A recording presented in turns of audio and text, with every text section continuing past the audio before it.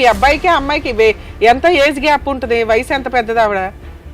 ఆ అమ్మాయికి 38 దాకా ఉన్నాయి మేడం, 40 దాకా ఉంటుంది వయసు. ఓ 40 ఏళ్ళ అమ్మాయి. మీ అబ్బాయి వయసు ఎంత ఉంటుంది? 23 వెళ్ళిపోయి 24 అయిన తర్వాత. చిన్న పసివాడు మేడం, బీటెక్ అయిపోయింది, టీసీఎస్ లో జాబ్ వచ్చింది. ఎక్కడ పసోడు పనులు చేయట్లేదుగా మీ అబ్బాయి? ఎంతకాలం అయ్యిందంట అసలు పరిచయం? ఎప్పుడు ఏమన్నా తెలుసా మీకు? తెలియదు మేడం, 2 ఏళ్ళు అని చెప్తున్నారు, మాకు తెలియదు. వారికి వశీకరణ చేసింది ఏమో మాకు అది తెలియదు. పెద్ద అబ్బాయి నిస్కారం జరిగితే అది కూడా చెడగొట్టాలని వాళ్ళిద్దరు ఫోన్లు చేశారు మేడం అక్కడికి. ఇంతకీ అమ్మాయికి పెళ్ళయి పిల్లలు ఉన్నారా? నిజమేనా? 2 పిల్లలు ఉన్నారు అమ్మాయికి. భర్త ఏమయ్యాడు? ఫస్ట్ భర్త భర్త చనిపోయాడంట.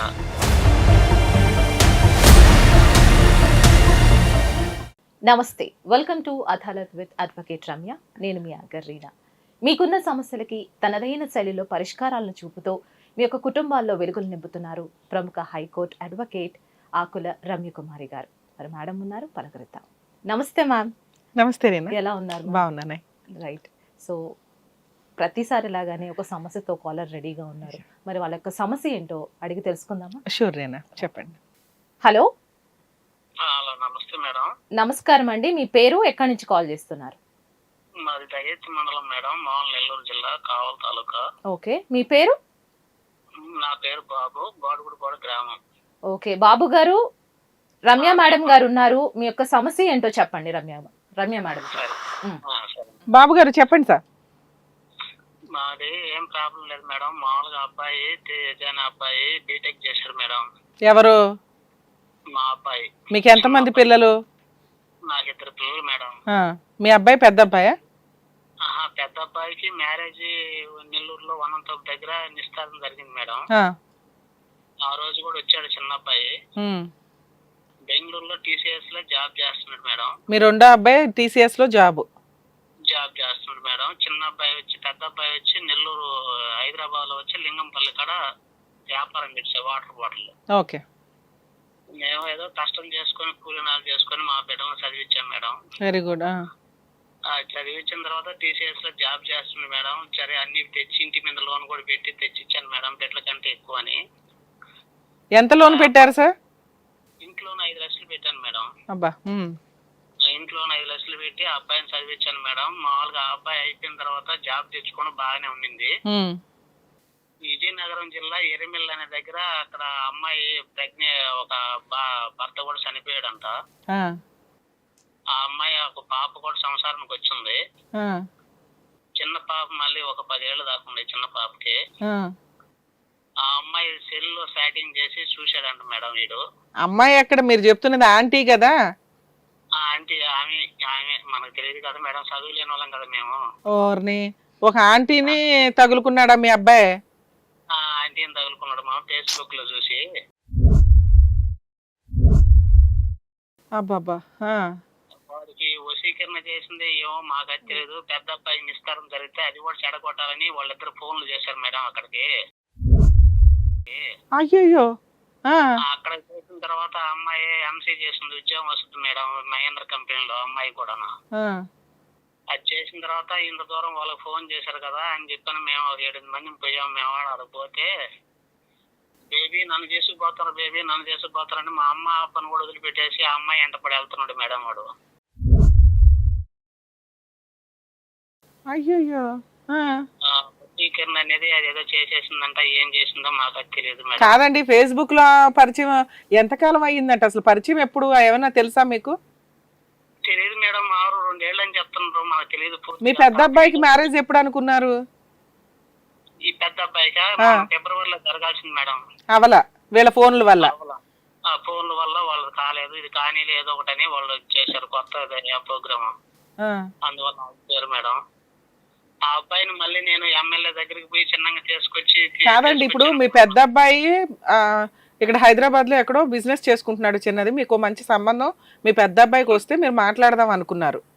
వాళ్ళకి మీ రెండో అబ్బాయి యొక్క గర్ల్ ఫ్రెండ్ ఆంటీ ఎవరైతే ఉన్నారో ఎందుకు మ్యారేజ్ సంబంధం చెడగొట్టాలని ఎందుకు అనుకున్నారు? ఏం చెప్పారంట వాళ్ళకి? వాళ్ళకి 3 ఆడపిల్లలు మేడం, ఒక అబ్బాయి. వాళ్ళకి ఇంక 2 పాపలు ఉంటే ఆ పాపలు కూడా బాగుండ్రు. నేను మా అన్నది బాగుంది, నాకు నా మీద అని చెప్పాడంట. ఇన్ని ఫోటోలు తీసుకోపోయిన తర్వాత ఆ అమ్మాయికి అర్థం కాల. ఈ ఫోటోలు పెళ్లి నిశ్చితార్థానికి వచ్చాడు కదా అబ్బాయి. అవును. అవి వచ్చిన తర్వాత ఇంక 2 పాపలు ఉండరు, వాళ్ళ నేను చేసుకున్నా బాగుండేది అది ఇది అని చెప్పాడంట ఆ అమ్మాయితో, వాడు ఉంచుకున్న ఆంటీతో. ఓకే. అది నువ్వు ఇంక ఇక్కడ వెళ్ళిపోతే వాడు ఇంకా ఆ బస్సి మొలకన అక్కడ వెళ్ళిపోతాడని లెక్కలో వాడికి ఏదో వశీకరణ చేసేసినట్టుగా ఆ అమ్మాయి ఏంటంటే బేబీ బేబీ అంటే ఆ అమ్మాయి ఎంట పడి వెళ్తున్నాడు, కానీ మా ఎంట రావట్లే వాడు. ఓకే, ఉంచుకున్న అమ్మాయి వెనకాల వెళ్ళాడు, వెళ్తున్నాడు. మళ్ళీ మేము ఇక్కడ తీసుకొని వచ్చి ఎమ్మెల్యే దగ్గరికి పోయి కాదు సార్, ఇప్పుడు ఇంతకీ సంబంధం ఏమైంది? సంబంధం వాళ్ళకి ఏం చెప్పాడు? సంబంధం వాళ్ళకి ఏముంటుందంటే మీరు అదేదో ఒకటి వగదించుకోండి, అప్పుడు ఇస్తాం, పెద్ద అబ్బాయి గురించి ఏం ప్రాబ్లం లేదు కదా, ఇస్తాం అని చెప్తున్నారు మేడం. రెండో అబ్బాయికి కూడా ఇస్తారా వాళ్ళు? రెండో అబ్బాయికి ఎట్టేస్తారు మేడం, వీడికి ఏదో ఓకే అయితే కదా, వాడు ఉద్యోగం చేసుకోండి కాబట్టి ఇస్తారు. వాళ్ళు కొంచెం పేదవాళ్ళే, మా ఇంటి వాళ్ళే ఇస్తారు. వీడి మంచోడు కాబట్టి ఇస్తుండే ఎట్టేస్తారు మేడం, అది కదా. పెద్ద అబ్బాయికి ఇవ్వడానికి ఓకేనా వాళ్ళు? పెద్ద అబ్బాయికి ఇవ్వటం ఓకే. వాళ్ళు మొన్న కూడా మేము పోయి అడిగి వస్తే వాడిని ఎత్తులాడితే నేను నాకు యాక్సిడెంట్ అయ్యి కాలు కూడా ఇరిగింది మేడం. అరే రే, రెండో అబ్బాయిని ఎత్తుక్కుంటూ. మరి ఇప్పుడు జాబ్ చేస్తున్నాడా లేదా? జాబ్ పైన చేస్తున్నాడు మేడం. ఇవాళ బ్యాంకు వాళ్ళు కూడా వచ్చారు, బ్యాంకులో అప్పులు కూడా తీసుకొచ్చాడు. నా దగ్గర నుంచి 1.5 లక్ష డబ్బులు వేసాను, మళ్ళీ ఒకసారి 50,000 వేసాను. ఒకసారి మళ్ళీ ప్రెగ్నెంట్, నా కడుపు పోయింది, రాముడు పిలకాలంటే మా భార్య సరుడు పెట్టి మళ్ళీ 30,000 వేసాను. ఏదో పెళ్లి కాని భార్య పిల్ల కావాలనుకున్నా నేను. ఓకే. ఆ అమ్మాయి పెళ్లి కాని పిల్ల కావాలా, సరే కులాలన్నీ కలుస్తున్నాయి కదా, సరే వాడు ఇష్టపడుతా అంటున్నాడు కదా, వాడు చేసుకుంటారులే, సరే పెద్దవాడు చేసేద్దాం అనుకున్నాం మేడం. సార్, ఇప్పుడు మీరు చెప్తున్నది ఏంటంటే మీ పెద్ద అబ్బాయికి ఒక సంబంధం వచ్చింది, ఆ సంబంధం ఎంగేజ్మెంట్ అయ్యే టైంలో మీ రెండో అబ్బాయి వచ్చాడు. ఆ పెద్ద అబ్బాయి వాళ్ళ సంబంధం వచ్చిన వాళ్ళకి ఇంకా 2 పిల్లలు ఉన్నారు, వాళ్ళు చాలా బాగున్నారు, అందులో ఏదో ఒక అమ్మాయిని నేను చేసుకునేవాడిని అని అతనికి ఫేస్బుక్ ద్వారా పరిచయమైన అమ్మాయికి మీ అబ్బాయి ఫోన్ చేసి చెప్పడం వల్ల ఆ అమ్మాయి ఏదో వశీకరణ చేసేసి, అమ్మో ఈ సంబంధం ఓకే అయితే ఈయన ఆ ఇంట్లోనే మళ్ళీ ఇంకో అల్లుడి కింద వెళ్ళిపోతాడేమో, నన్ను వదిలేస్తాడేమో అనుకుని ఆవిడ ట్రాప్ చేసింది. మీరు ఈయనకి కౌన్సిలింగ్లు కానీ ట్రీట్మెంట్లు కానీ ఏమి ఇప్పిద్దామన్నా ఏమి ఆయన ప్రాపర్గా తీసుకోవట్లా. సరే, ఆ అమ్మాయికే ఇచ్చి పెళ్లి చేద్దామని కూడా అనుకున్నారా? ఆ అమ్మాయికే ఇచ్చి పెళ్లి చేద్దామని కూడా అనుకున్నారా మీరు? ఆ అమ్మాయికి ఇచ్చి చేద్దాం అంటే పెళ్లి కాని పిల్ల కావాలి. అదే మీ ఉద్దేశం ఏంటంటే, ఓకే ఈయన కోసం ఇంత తాపత్రయపడుతుందంటే అమ్మాయి ఏమన్నా ఫ్రెష్ అమ్మాయి ఏమో, పెళ్లికాని అమ్మాయి ఏమో, కులాలు ఏదో మా కులమే అని చెప్తుంది ఉన్నంతలో, సరే అబ్బాయి ఇష్టపడుతున్నాడు కదా పెళ్లి చేద్దాంలే అని మీరు అనుకున్నారు.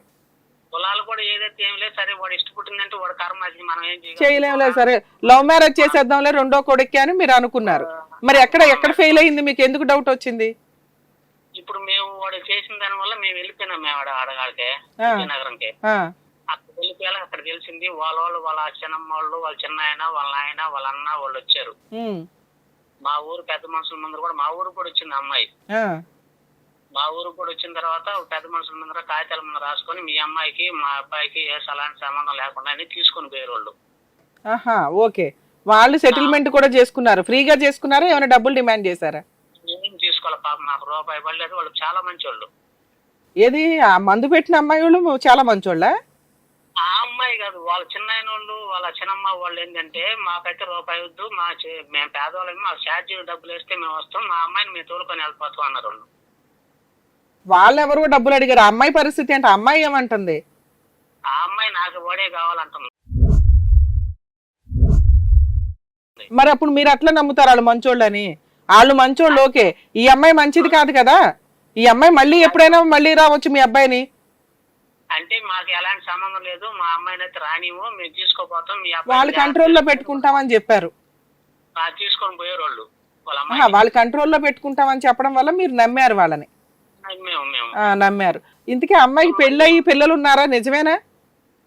2 పిల్లలు ఉన్నారు అమ్మాయికి. భర్త ఏమయ్యాడు? ఫస్ట్ భర్త చనిపోయాడంట. చనిపోయి ఎంతకాలం అయింది? మీ అబ్బాయికి అమ్మాయికి ఎంత ఏజ్ గ్యాప్ ఉంటుంది? వయసు ఎంత పెద్దది ఆవిడ? ఆ అమ్మాయికి 38 దాకా ఉన్నాయి మేడం, 40 దాకా ఉంటది వయసు. 40 ఏళ్ల అమ్మాయి. మీ అబ్బాయి వయసు ఎంత ఉంటుంది?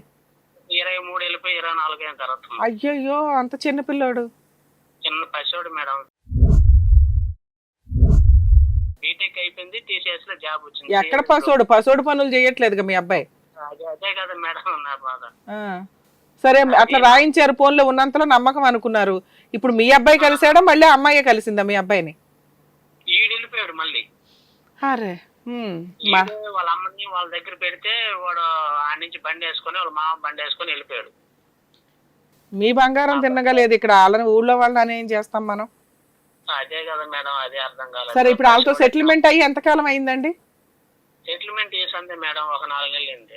4 నెలల్లో మళ్ళీ మీ అబ్బాయి ఎప్పుడు వెళ్ళిపోయాడు ఆవిడ దగ్గరికి? మళ్ళీ 4 నెలలు అయింది వెళ్ళిపోయి.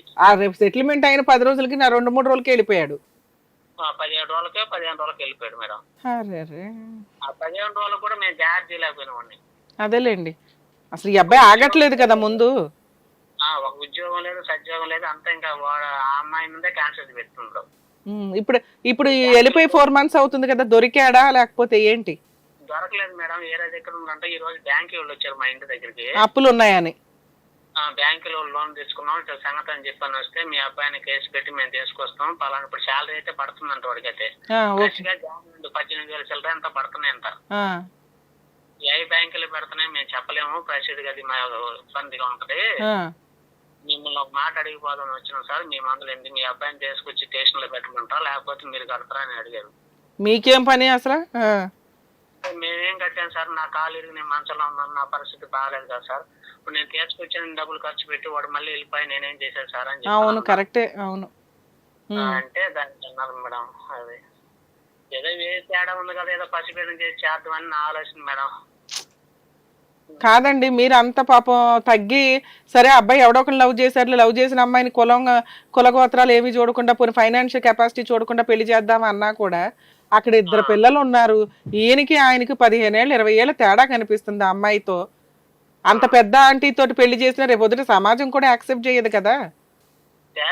అసలు వాడు అసలు మన మాట వింటంలా. వాడు ఎంత సేపటికి ఆ అమ్మాయి ఏంటంటే ఏ బేబీ బేబీ బేబీ అంతా అమ్మాయి అంత వెళ్తున్నాడు. బేబీ నన్ను తీసుకుపోతున్నారు, బేబీ నన్ను తీసుకుంటారు. నన్ను చూడండి, మా భార్యను చూడండి, వచ్చి ఉండేది లేదు మేడం. అరే నేను పులుపులు లేదిస్తే నాకు ఐబీపీ కొలెస్ట్రాల్ ఉంది, యాక్సిడెంట్ అయ్యి నా బాధ దేవుడికి ఇరుగ్గా ఉంది మేడం. కష్టపడి చదివించి కూడా